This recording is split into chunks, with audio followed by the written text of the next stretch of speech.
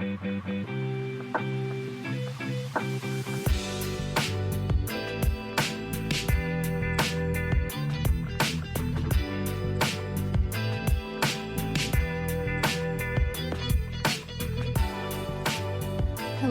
friends.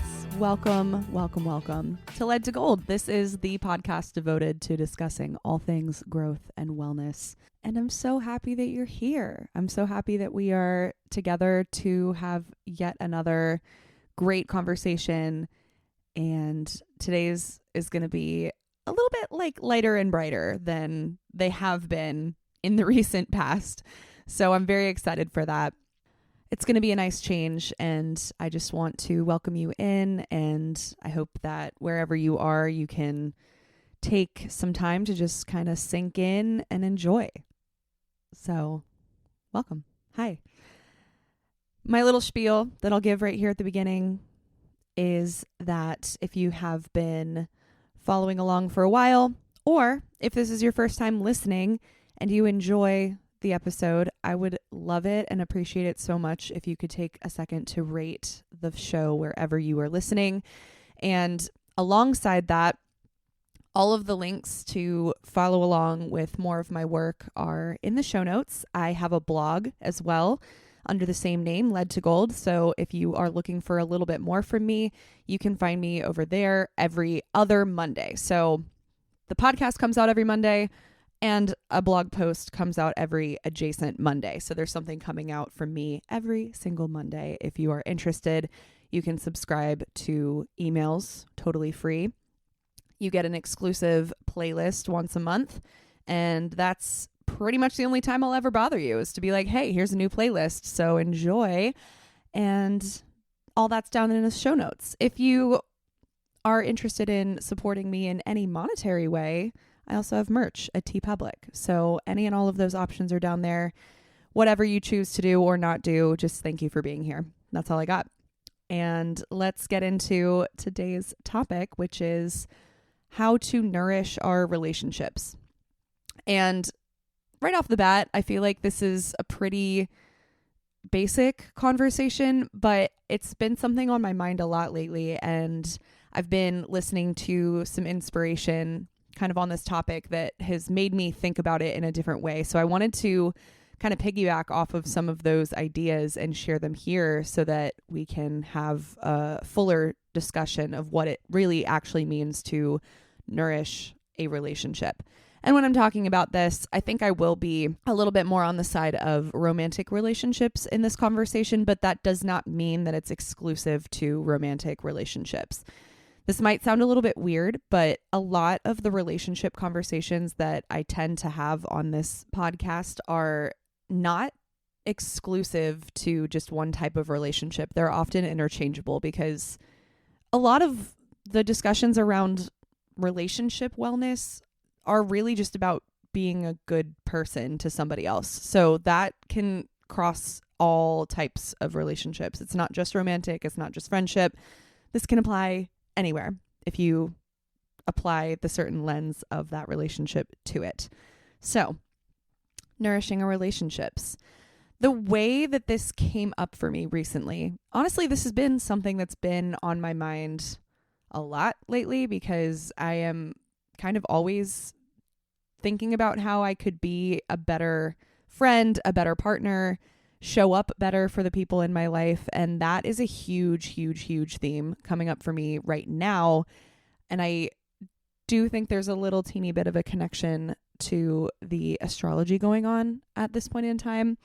I'm a little bit late getting this out. So we just had our full moon in Libra, and we just had a penumbral lunar eclipse in Libra as well. So that was all last night. And I'm also heading into my birthday season. We're also heading into eclipse season. Before we know it, we'll be in another retrograde. So there's a lot of kind of like tumultuous ends and beginnings going on here. And if you are a little bit of an astrology nerd, you likely know that Aries and Libra are in the north and south nodes right now, which is where eclipses happen. But because of that, that's also where some larger collective themes are happening. And Aries is about the self. It's about me. It's about my needs, my wants, my desires, individualism. And then Libra is all about balance, the collective, relationships, the other, and putting the two together makes for a really interesting dichotomy. So I've been thinking a lot about relationships and how I myself am showing up in those relationships. And if you are feeling some of that too, I think that would make sense.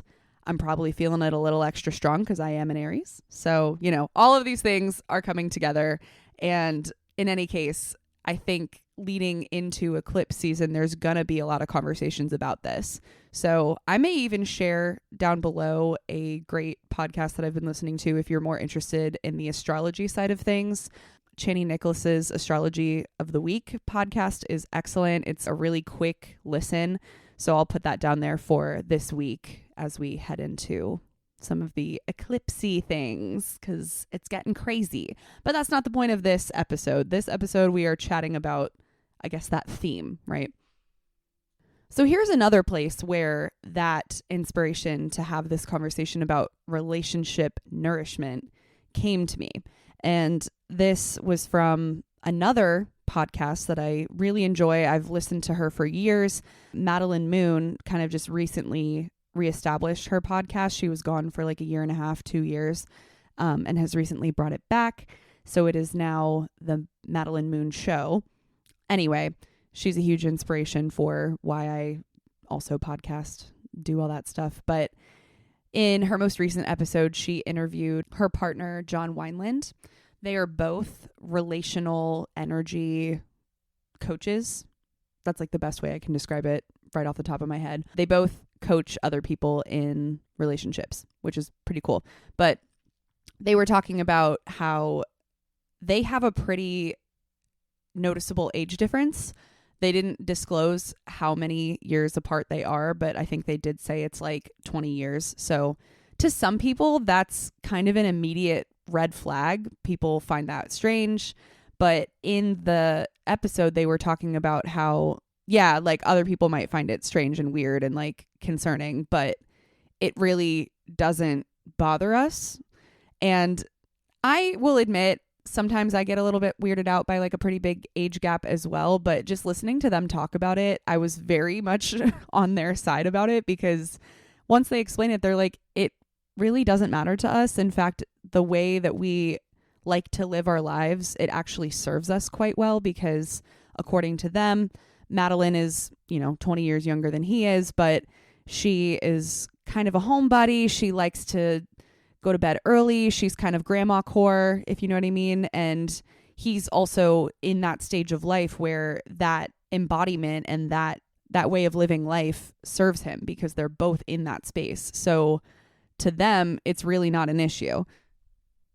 And I really liked the way that John concluded that part of their conversation because he had mentioned that in a way he wishes that people wouldn't put so much attention on an age difference because a lot of times that can be sort of this sticky thing that gets in the way of two people truly enjoying their own relationship is like, but there's this one thing that either other people judge us for, so therefore we are kind of secretly judging ourselves or unconsciously judging ourselves for it, or in whatever capacity, it's just like that one thing in the relationship that's a little bit weird or a little bit off, and therefore it makes things a little bit hard or harder. And if you put too much attention on that thing, in their case, the age difference, that tarnishes the other amazing parts of the relationship, which is where he then gets into the fact that the two of them nurture each other so well that the age difference is just like moot. It doesn't matter. Like it's just a side thing unless you put attention on it, unnecessary attention. So that got me thinking about how often I really see it in my own life, whether it's in my own relationships or people that I know and their relationships, where there's just that thing that gets in the way. And how often do we let that bother us? How often do we let that one little thing or those few little things cloud our vision of what that relationship really could look like? And right off the bat, this may not seem like it has a whole lot of connection between nourishment, but I do think if we let ourselves focus on the not so great parts or the flaws or whatever in a relationship, then we will be less likely to want to nurture that person. So we'll get into all of this, but I just wanted to kind of give the background on where and how this is coming up and how I want to frame it for this episode. So we're going to start by talking about what relationship nourishment is and what that could mean depending on your relationship type that we are focusing on. And then, of course, how to practice relationship nourishment. Once we know what it is, how do we actually do it? And then we'll finish up just by chatting about some of the maybe more negative side effects of that. I don't want to say side effects exactly, but more so just like, how do you know if you are not experiencing mutual nourishment? Like, what does that feel like? And can we get past that? So, starting from the top, what is relationship nourishment? Again, I think its basic definition is probably right there. It doesn't really take a lot of explanation, but we'll start with Madeline and John, who describe it as giving attention to the parts of your partner and your relationship in general, the dynamic that actually matter. So in their case, they were talking a lot about, people, outsiders giving attention to their age. They could also give attention to their age gap, but instead they choose to focus on the fact that their lifestyles match up really well. They choose to pay attention to the way that they spend their evenings together, how they handle their weekends, like the actual quality time that they get to spend together and how they like to spend it. And according to them, the ways that they like to do that individually mesh really well when they are in partnership together. That's relationship nourishment. We'll get more into that, but I think in a broader sense, truly just think about that word for a minute, nourishment. What does it feel like to be nourished? Whenever this word comes to my brain, I always think of really cozy food. And I think a lot of us are probably on the same page. Like being nourished by just a good meal, it's the best feeling. It's just the best feeling in the world. So how could another person match that feeling? How could another person feel like you've just eaten a really great, nourishing, comforting meal? You might be starting to think about what nourishes you more emotionally, more mentally, rather than physically, like a good meal. So what are those things? What are the things that make you feel comforted, cared for, safe, and nourished by another person? I think it's easiest to start with ourselves, like reflect and get to the bottom of, okay, what feels the best for me? And as I'm thinking about this, I immediately am thinking about getting help around the house, even when I don't ask for it, just like the immediate, like, yeah, let me help you. Let me chop up the produce while you're getting the stove started. Or, oh, I see that you have the vacuum out. Let me go ahead and vacuum the upstairs while you're doing whatever down here. So that's one part of it. There could also be just like that feeling of safety, the getting tucked in or putting an extra blanket over top of me when I'm like napping on the couch or just chilling. Like those are the things that just make me feel like, that's so nice. Thanks. So what are those things for you? That's where we start to identify what emotional, relational nourishment is for us in relationship. But of course, this is not a one-way street. So in relationship, you are nourished, hopefully, but you also have to provide nourishment for your partner or your friend or whoever it is we are talking about. So what do they need? And how do you know? Well, we could ask, but I think it goes quite a bit deeper than that because sometimes people themselves don't really know. Maybe they've never asked themselves before. So it's not the easiest task, in all honesty, to consistently keep up with relationship nourishment because it takes a lot of awareness. And sometimes it's not enough just to ask your partner, well, what makes you feel nourished? I mean, that's a great starting point. Absolutely do that. But if we really want to practice this, we have to get good at becoming more aware of what their needs are.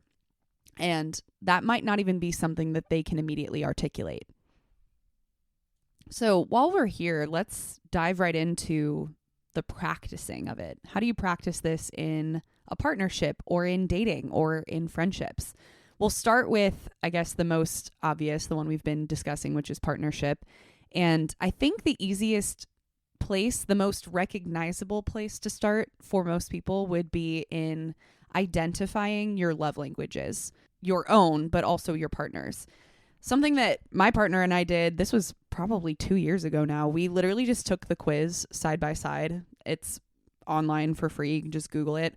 But we found out, and we were both surprised by what our love languages truly were. So mine ended up being words of affirmation, which I guess I kind of had an idea about, but it does make me feel really good to be verbally affirmed by other people. It like really lights me up. It is a literal reminder that like I'm doing a good job, and that's very important to me. And I was surprised by my partner's, which was quality time. I thought it was going to be affection. I thought it was going to be something completely other than quality time. But it was really nice to know that just like, hey, if we just had more uninterrupted, undistracted time together, that would really light him up. So that made me feel good to know. And let me just backtrack for a second. If you are unfamiliar with the 5 love languages, they are words of affirmation or, saying nice things to your partner. They are affection. That's number 2. So physical touch, hugging, kissing, just like literally being near each other. Then there's quality time, speaks for itself.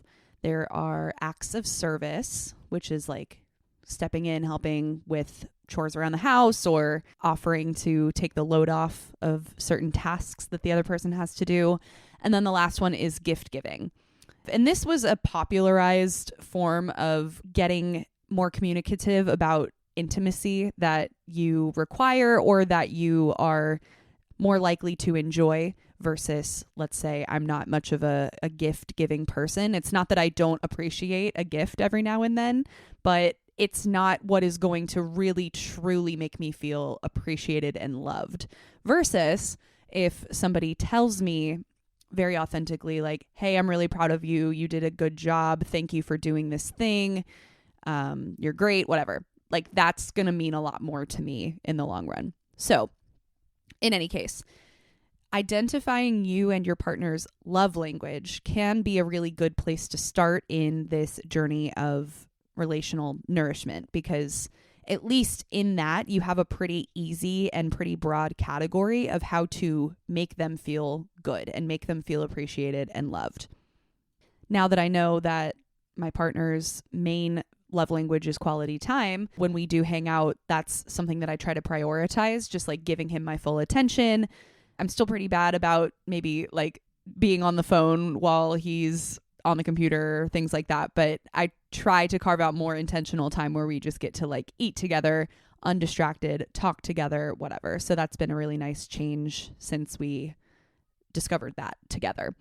But from there, the love languages are great. They're a great place to start, but they are pretty broad. And from there, and once you get to know a person, maybe you have exited the dating era and now you're more in partnership, it's more long term, or you've been friends with this person for a long time.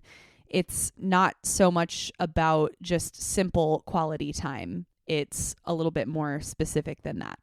Before I started recording, I literally just talked to my brother and his wife about this. And if you have been following Led to Gold for a while, you might know that I interviewed Casey, my brother, last summer about healthy communication. And the reason for that is because him and his wife are like relationship goals, straight up, bar none, no contest. Like they are so attuned to each other's needs and desires And it's so inspirational and beautiful to watch. And I just love them so much. So anyway, before I started recording, I was like, let me just like talk to the pros about this a little bit. And some of their advice for kind of getting past the simplicity, I suppose, of the 5 love languages. Again, not that there's anything wrong with starting there because it's great. And referring back to it is also great. But some of their advice was just that they are doing the hard work, and they have done the hard work of really sitting with intention and really, really, really paying attention to what the other person needs without them necessarily having to say what they need. And I want to be clear that this took them a very long time to master. They were having conversations like this well before they got married. They are very receptive of each other's feedback, as far as I can tell, and they take that into consideration. They both are dedicated and devoted to being like the best, most receptive partner they can be for one another. And that is truly the work that needs to be done in order to like fully nourish your partner and fully give them what they need. Now, as I say it that way, I'm starting to realize that it might sound a little bit burdensome. But here's the thing is, if you truly love your partner, then it won't feel like a burden. We're going to get to that in just a minute. But what I'll say about Casey and Jules is that I know they have sort of mastered this skill because they are very, very good listeners. And they take time to routinely look at what the other person is doing, what they're going through, how their day is going, how they are emotionally, and intentionally sit with that and go, okay, well, what can I do to kind of ease whatever they're moving through right now? Maybe he needs me to take the trash out. Maybe she needs me to help cook dinner, whatever it is. And I feel like I'm going back to that acts of service thing a lot. But again, that is part of nourishment if that is something that your partner desires. But it could go beyond that. It could get into more of that sexual realm of like, what does my partner need from me in order to feel completely fulfilled? And how can I bring more of that into our intimacy? That's a huge part of it as well. It goes beyond those simple 5 love languages. But it starts with communication, first and foremost. And that is the thing that a lot of people find a lot more difficult than they might care to admit. My partner and I have been together for 12 years, and there are still parts of our relationship that are a little bit hard to talk about. And I know we're getting better at it because we are both having more conversations about having conversations, which is great. And I love that for both of us. But yeah, I'd be lying if I said that it was easy to like disclose everything that we're feeling with one another. It's still something that we are working through. So that is the foundation for nourishment in a relationship, but in any relationship. I know I'm focusing on partnerships, but friendships too. Like, you have to be able to communicate that with the other person.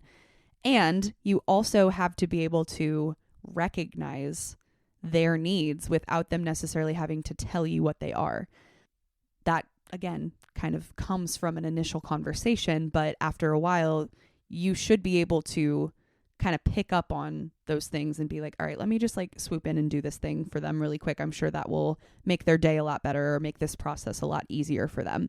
So ultimately, it is communication and proactivity. I think that's like what it boils down to. So here's some other little tidbits in this. And this is what I was saying I was going to get back to in a minute, because yes, it can feel frustrating sometimes if you feel like you're putting in this work a lot, but maybe your partner isn't. It can start to feel like burdensome. Like I said, it can start to feel maybe somewhat overwhelming, or why am I doing this all the time and I'm not getting it back, or I'm not getting it in return? Here's a reframe that you could potentially practice if this is something that you've ever felt. If you feel yourself maybe getting a little bit resentful of like, I'm doing all of this work and they're not doing anything, or they're not doing enough, or whatever it might be. Here's a reframe. you're not doing this for them. I know it sounds weird because you like kind of literally are, but you're not doing this just for them. You're doing it for yourself and for the greater relationship also.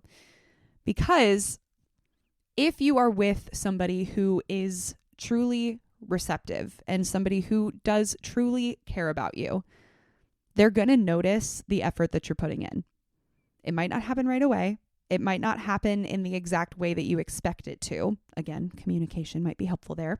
But you can think of this as a gift that reciprocates back to you, that reflects back on you. It's not just about, I'm doing this nice thing for them. It's, I am opening up my capacity to do nice things for other people. And that makes me feel good.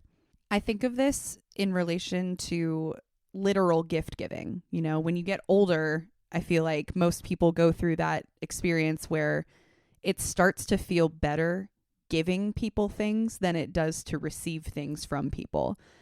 You're more excited to go Christmas shopping for your best friends than to actually get the gifts that they're giving you. And obviously both are great, but it's really an indescribable, amazing feeling when you give somebody a gift that they love, something that they didn't even know they wanted. And you're like, oh my God, I nailed that. Like, that's the feeling that you can also experience when you practice relational nourishment, when you are authentically doing it. And when you're thinking of it like, I am giving this person a gift and I feel really good about doing that for them. Even if their reaction is not exactly what you would expect. I always think of, I don't know, my mom used to say this thing where she's like, well, what do you want? Do you want me to do a backflip over like, I don't know, me doing the dishes or something? They might not react exactly how you imagine that they should or that they might, but it's just enough to know that like, hey, I did a nice thing for this person and that feels good. But now this brings us to, I think, maybe something more of the downside of this conversation, which is maybe not feeling nourished in return. Because there does come a point where, yes, gift giving is great. It feels good for you. But if you're not receiving that same amount of attention back, obviously that doesn't feel good.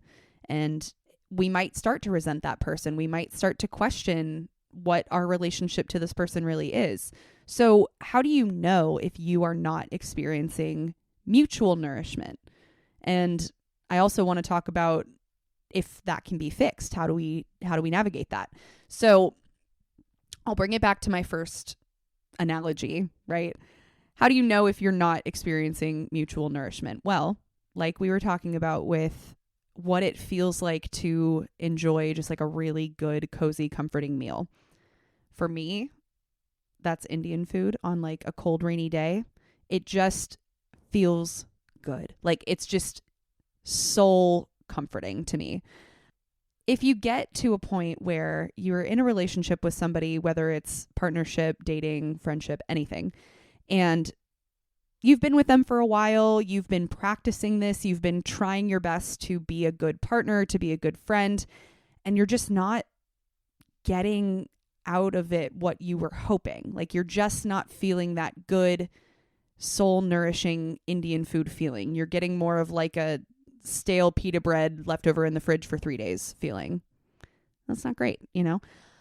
How do we navigate that? Well, I think we already kind of covered it, but I'll remind us, communication, right? If you feel comfortable enough with this person to bring it up, to be like, hey, I feel like this is a little bit imbalanced right now. Or like, hey, I know that we've talked about our love languages before and this is mine. I'm not sure if this is something that you've been trying to do, but there's something that's not quite being met for me. That can be a really, really hard conversation to have. That's vulnerable. That's something that may hurt the other person's feelings a little bit. But if it is important to you, if that relationship is important to you, then that conversation needs to be had, right? They need to know, and they deserve to know that something isn't right. And they have the power to make a change. Both of you together have the power to collaborate and see the effect that you want to see.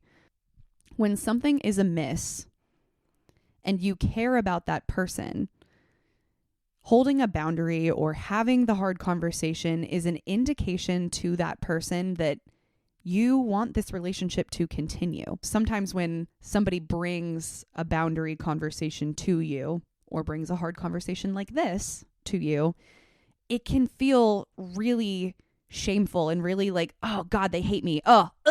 They hate me. They don't want to be friends with me anymore. They think I suck, whatever. That's our initial reaction because we are being criticized, and being criticized sucks. Like it does. It's a human feeling that we all experience, I'm sure, unless we're really, really used to being criticized and having these open conversations regularly, which most of us are not. We're not even close. So having this feedback of, hey, like, I'm just not feeling you. I don't feel mutually nourished. However you want to phrase that. Hard conversation initially, right? But somebody admitting that, or in other words, you stating that to the person that you are hoping to feel nourished by, that is an invitation for them to stay in your life. That is an invitation for them to say, oh, like, this person really cares about me and really needs something from me. Can I step up and provide it for them? Like, can I hear what they're saying, take it and use it as good, solid advice, not as a punishment, not as a mean-spirited criticism, but as advice, as something that I could do better? Can I take this and run with it? Can I do more with it? So whichever side of this conversation you find yourself on, whether you are the person who is needing that nourishment or you are the person who is maybe not providing it to the degree that you want to be or that your partner wants from you, this is an invitation. This is a good thing. Yeah, it hurts a little bit at first, but if you can acknowledge that, oh, I do have the power to do better and they want me to do better. They know I can do better. They envision that I can do better. Then practice doing better. And hear them when they say this. Hear what they are needing from you and follow suit as best as you can. And ask questions along the way. There's no shame in that, I don't think. Like, well, what does quality time look like for you? How would you prefer to show affection or for me to show affection to you? Like, what does that look like? If you ask those receptive questions in return, that already looks like you trying. And that's great, right? That's what they want. So this conversation is vulnerable. It is a little scary. It is something that the vast majority of people and relationships do not do, or don't do enough, or don't do correctly without getting defensive and angry and resentful, and then it backfires, right? But it's an invitation. And it's a really good, exciting one. It's like getting invited to like the coolest new soft opening for a club. I don't know. That was a stupid analogy, but you get where I'm going with this, I hope. In any case, that is the way to fix your relational nourishment with this person, or for them to fix it with you, right? It's a team effort, all in all. But having the conversation is key. Otherwise, how could you expect them to nourish you better if they don't know how to do it, if they don't know that you even want it? Practice this if need be. Allow yourself to be in a relationship with somebody that invites open conversation and maybe sometimes hard conversation. And that's sort of the other side of this. If you are with a person, friend, partner, whatever, that is not receptive to having a conversation like this and is not willing to hear what you need from them without getting defensive, without saying, oh, but what about this time that I did this for you? Then that may be something that you need to have a hard conversation with yourself about whether or not this is the right person for you. Like, are they gonna step up, or are they gonna continue to be defensive and say that they're doing all that they can, but they're really not? If you find yourself in that position, they just may not be ready to hold up the nourishment that you are ready for and that you very much deserve, because we all do, right? So think about it like that. That is ultimately the way to figure out, am I where I need to be? Am I going to get what I need from this person? And if not, nourish yourself, do the favor, get them out of your life. It's okay. Sometimes we need to do that. Here's my last little piece of advice for this conversation. And this is taking it back to the Madeline Moon, John Wineland little conversation about what truly matters. We got very in the weeds about like what nourishment looks like, but another really important side piece to this whole conversation is focusing on what matters about your partner, about your partnership, about your friendship, whatever. Do not give attention to the one sticky little thing that might make you resent your partner. So in their case, again, like the age gap, right? I can't remember exactly, but I feel like Madeline at one point in that conversation had talked about herself struggling with this. Like, because other people judged their age gap, she also began to kind of judge their age gap. She's like, it's just that one thing. It's that one thing that's sticky. It's the one thing that's a little bit weird about us. And yes, that can get in the way if you let it. I'd like to think that pretty much every relationship, pretty much every friendship has that one thing. So I don't know, I'm thinking in my case, my partner and I have been together for 12 years and we are not engaged yet. To a lot of people, that's a red flag. To us, it's not. But I could let that really get to me. And I have let that get to me. Obviously, I do want to marry this person. I want to be with him for the rest of my life. And because of the social norm of like, there's an appropriate time to be dating somebody before you get engaged. And then you get the discourse of like, shit or get off the pot, right? What is he waiting for? Why are we holding this out so long? Like, my grandparents are going to die before we have the wedding. Like, there's that whole, it gets so in the weeds so quickly. And if you've been there, you know what I'm talking about. So it gets really hard to hear all of that and to just like witness all of that in our society, because there are those social norms and we're not following that. And there have been many times in the past couple of years where I'm like, yeah, shit or get off the pot, dude. Like, what are we doing here? It did come to a head at one point where we had a very deep, very tearful conversation about it. And I just about was like, dude, if this doesn't happen, this is a deal breaker. Like, I need this or we can't be together, And that, I want to be very clear. It's almost a fine line, because I do not want this to sound like I was neglecting my own wants and needs. I still very much need to be married eventually, but I was getting so in my head about when and what was an appropriate time for us to be engaged. What are other people going to think about us? What does this look like? What are the optics? What is everybody else thinking?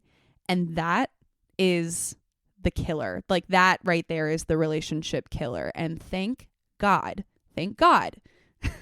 we were able to have the conversation, no matter how hard, where we eventually got to a place where it's like, look, no, this is all wrong. Yes, I want to get married. Yes, it is very important to me. Yes, it needs to happen at some point for me. But I do not want you to propose to me because I want it. I want you to want it just as bad. Like, I want this to be a mutual thing. And I wouldn't feel right about you proposing to me because I'm making you. You know what I mean? So we had to have a very long, arduous, hard conversation about it. But it was a good one, ultimately, because without it, I would have totally lost my way. I would have probably self-sabotaged and ruined this entire relationship because of what I thought that other people assumed about us and about our relationship and about how he felt about me, because he hadn't proposed.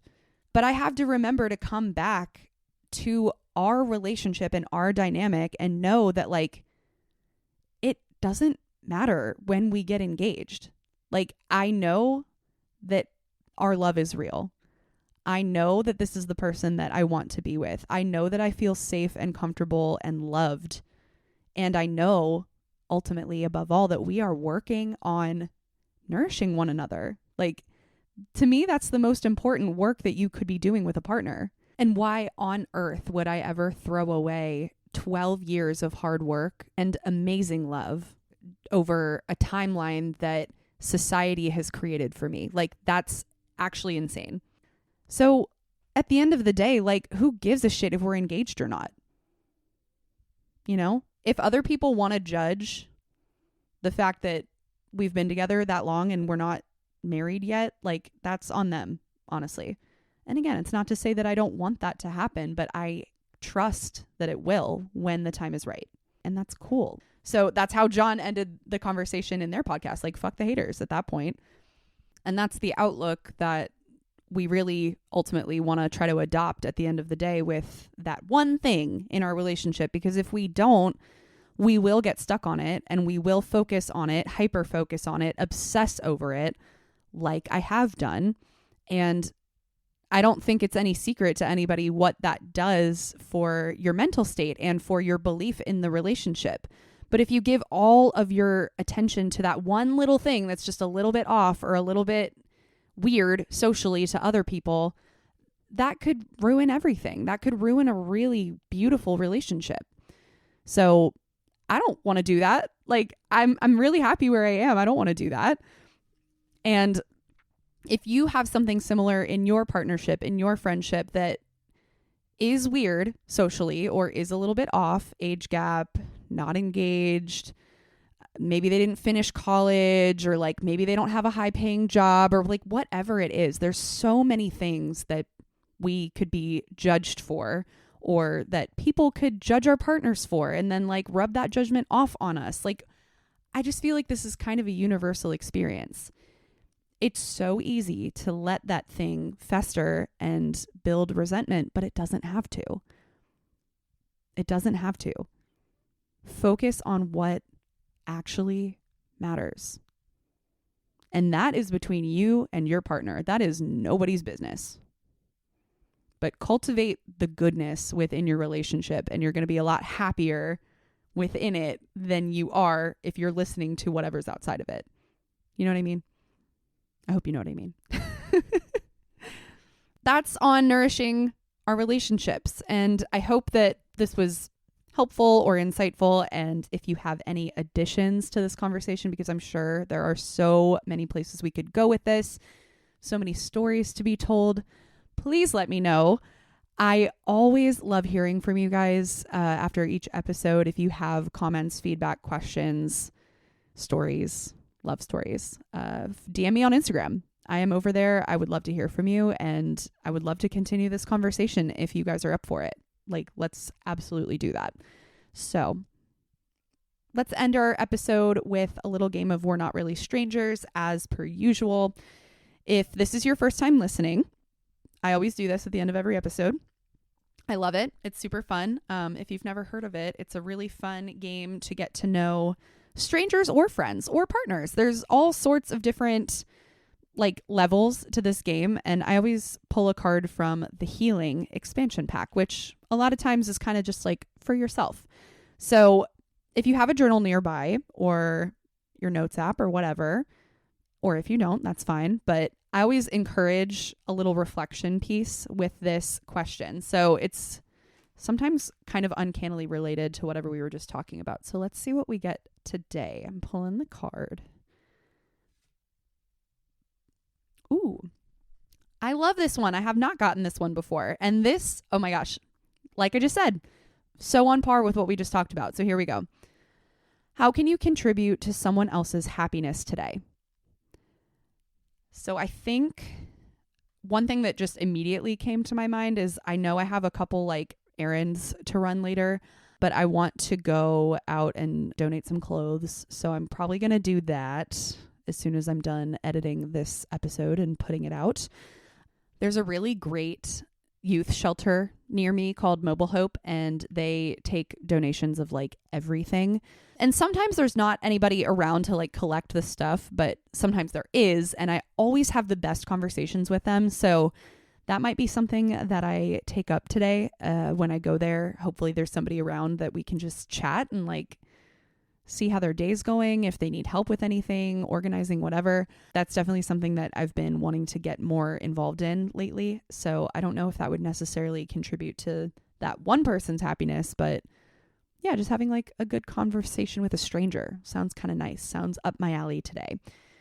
So the end of this card says, do that thing, big or small. So how about you? How could you contribute to someone else's happiness today? Think about it. Think about what else you've got going on in your day today and how you could do something nice for somebody in your life. Maybe that is having the conversation with your partner or your friend. Who knows? See where the day goes for you. I hope that it goes well, whatever you're doing. And again, I just want to thank you so much for stopping in and listening to today's episode. I love you all so much, and I cannot wait to hear from you. I also cannot wait to see you next week or 2 weeks from now when we have a new episode coming out. So stay tuned. Follow me on IG. I'll make some updates. And in the meantime, enjoy the blossoming of spring. Enjoy this insane, crazy relational eclipse season that we're about to embark on. I hope that it brings great things for you. And we will talk soon. Bye-bye.